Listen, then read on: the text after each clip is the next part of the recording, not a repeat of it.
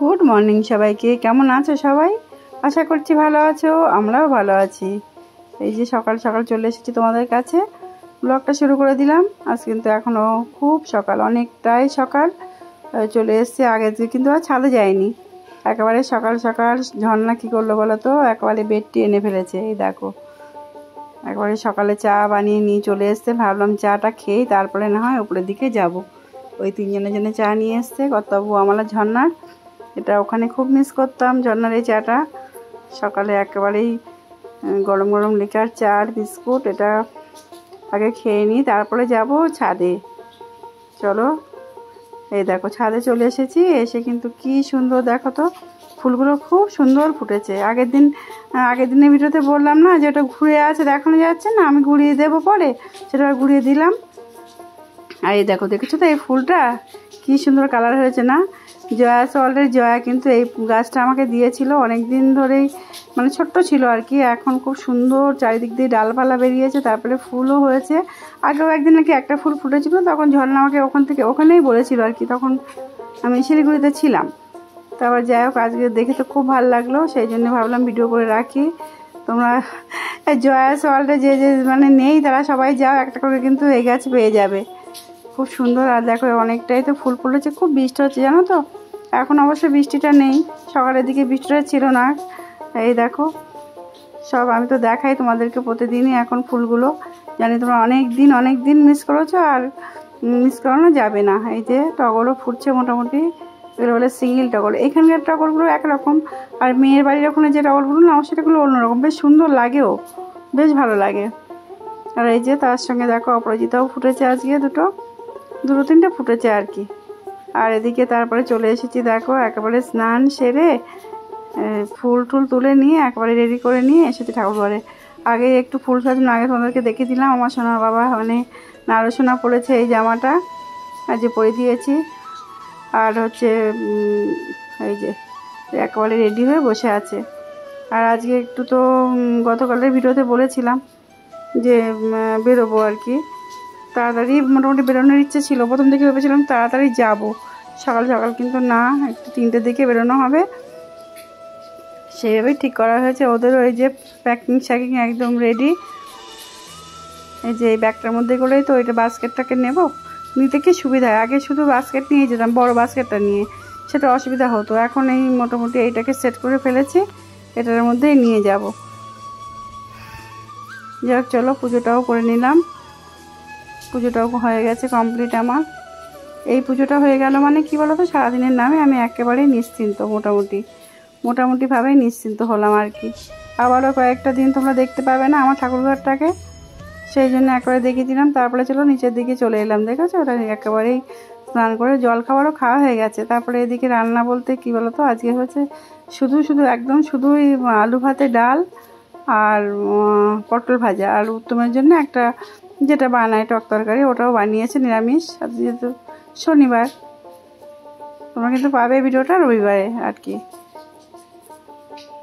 মোটামুটি এইগুলো কমপ্লিট হয়ে গেছে। আর এদিকে উত্তমবাবু খাচ্ছে, শেক বানিয়েছিল, শেক খাচ্ছে।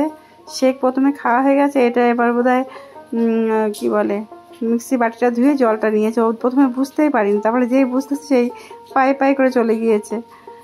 তারপরে দেখো এদিকে কিন্তু আমার মোটামুটি ব্যাগ গোছানো রেখে, এবার ট্রলি নেইনি গো, অল্প দিনের জন্য তো ট্রলিটা আর নেইনি, এই ব্যাগটাই নিয়েছি। এবার ব্যাগটাকে মোটামুটি গুছিয়ে নিয়ে, এবার খুব বেশি তো জামা কাপড় হয়নি, ওই কয়েকটা নিয়েছি, একটু শাড়িও নিয়েছি যেহেতু পরতে হবে অনুষ্ঠানে। দেখো ফুলটুসি আগে হাত দেখানোর জন্য ব্যস্ত, দাঁতটা এখনও পড়েনি জানো তো, দাঁতটা এখনও আছে। দেখো একদম রেডি আমি, কর্তাবু এখন রেডি হয়নি, ওই যে এখন ওই শার্টটা পরছে, আর রেডি হয়ে গেছিলো, টি শার্ট পরেছিল, সেটা আবার এখন পছন্দ হচ্ছে না বলে আমারই পছন্দ হলো না আর কি। আমি বললাম সে বাড়ি পড়ার মতো ব্যাপারটা হয়ে যাচ্ছে। দেখো চুল একদম ঝুঁটি বেঁধে ওপরে করেছি, এত গরম লাগছে জানো না। সকাল থেকে কিন্তু একদম মানে ভীষণ পরিমাণে বৃষ্টি, অথচ এখন দেখো এখন একদম গরম। আর তাছাড়া এমনিতেই মানে যখন তুমি তৈরি হবে না কোথাও যাওয়ার জন্য, তখনই বেশি মানে গরমটা লাগবে আর কি। যাই হোক চলো, আমরা তো যাচ্ছি টোটো করে, প্রায় 30-35 কিলোমিটার পর আমরা টোটো করেই যাচ্ছি। টোটোটা বলা হয়েছিল, তা নাহলে এই ট্রেনে যেতে গেলে প্রায় ওটা অনেকটা সময় লেগে যাবে, মানে ঘুরে যেতে হয় আর কি। আর তারপরে গাড়ি পাল্টাপাল্টি একদম ভালো লাগে না, বাস তো আমি উঠতেই পারি না। যাক চলো, মানে তোমরাও সঙ্গে চলো, যতখানি পারবো তোমাদেরকে সঙ্গে নেব। চলো তাহলে যাই।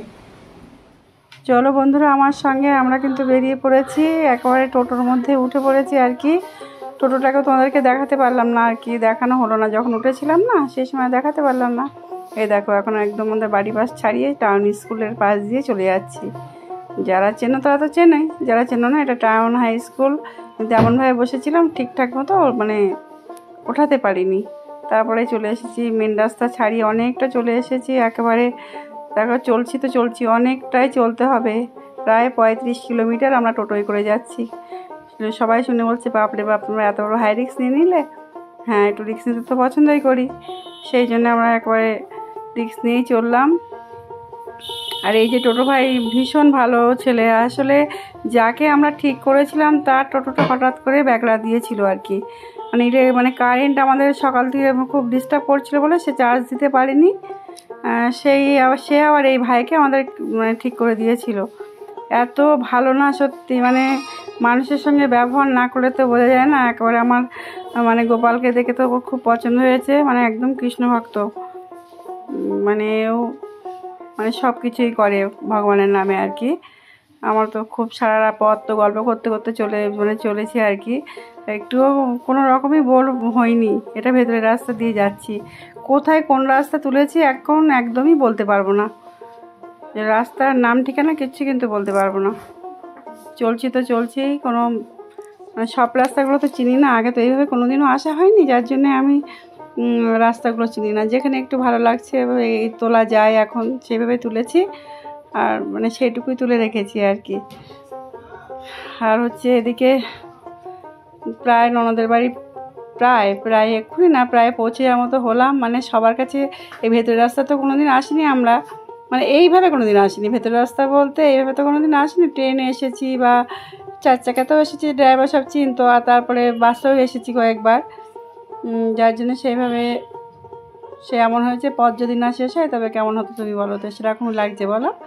আর এদিকে তো দেখো এটা স্কুল মনে হয়, সম্ভবত স্কুল তোলার সময় তুলেছিলাম। হ্যাঁ স্কুলে হবে, দেখো এটা স্কুলে হবে। আর এই যে মাইমিনে টোটো ভাইকে দেখিয়ে দিচ্ছি, কিন্তু মুখটা আমি পরে দেখিয়ে দেবো। এই ননদের বাড়ির মানে ঢোকার কিছুটা আগে এই মন্দিরটা পেয়েছিলাম, খুব ভালো লাগলো, বললাম একটুখানি দাঁড়াও। মানে ওই রানিং আর তোলা হয়নি, একটুখানি দাঁড়িয়েছিল, সেটা একটু তুলে নিলাম। মানে বজরংবলীর মন্দির আর কি, খুবই সুন্দর, ভেতরে গিয়ে তুললে হয়তো ভালোই লাগতো। এখানেও একটা মন্দির পেয়েছিলাম, এটাও খুব সুন্দর। এই মন্দিরটাও একটুখানি স্লো করে তুলে নিলাম। তোমরা তো জানো এইসব দেখলে আমি পাগল হয়ে যাই একদম। চলো তারপরে কিন্তু এসেও পড়েছি ননদের বাড়িতে। এই দেখো ওই ভাইকে একটুখানি দেখিয়ে দিলাম। আর এদিকে ওই এখন আসলে এই পয়সা করে মেটাচ্ছে, যেটুকু যা দেনা পাওনা জানো। এই ভাই আবার আমার গোপালের জন্য পয়সা দিয়ে গেছে মিষ্টি কেনার জন্যে।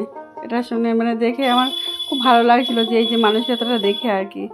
চলো আজকে কিন্তু ব্লগটা আমি এই পর্যন্তই রাখবো আমার গোপাল সোনাকে দিয়ে। আবারও নতুন ব্লগের সঙ্গে আসবো, নতুন নতুন ব্লগ দেখতে পাবে, কী জন্য এসেছি কেন এসেছি সবটাই দেখতে পাবে। চলো তোমরা তাহলে ভালো থাকবে, সুস্থ থাকবে, সাবধানে থাকবে। আর গোপালকে দেখি আমি শেষ করে দিলাম। চলো তাহলে আসি, টাটা সবাইকে, ভালো থেকো।